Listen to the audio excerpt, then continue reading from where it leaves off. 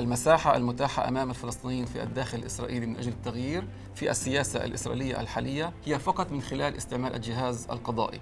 أي مس في هذا الجهاز يؤدي بالضرورة إلى المس في حقوق المواطنين في هذه الدولة.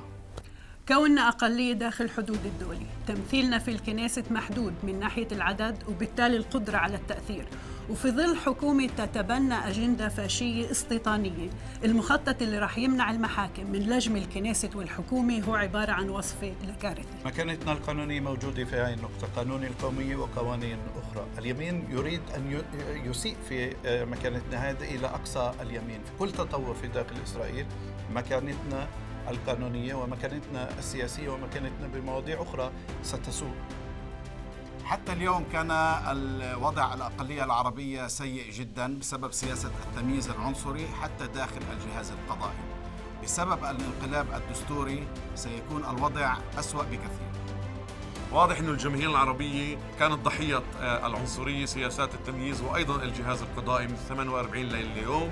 مع التغييرات المقترحة سيصبح الوضع أكثر سوءا.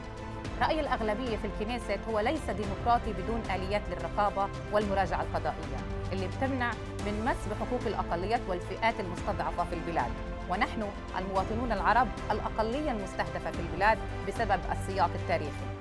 في ال20 سنة الأخيرة سنت الكنيست بالأساس قوانين تضر بالفلسطينيين والعرب. استطعنا تغيير 30% من هاي القوانين عبر المحكمة العليا. الآن بعد الانقلاب القضائي لن نستطيع تغيير أي قانون عنصري سيتم سنه في الكنيست.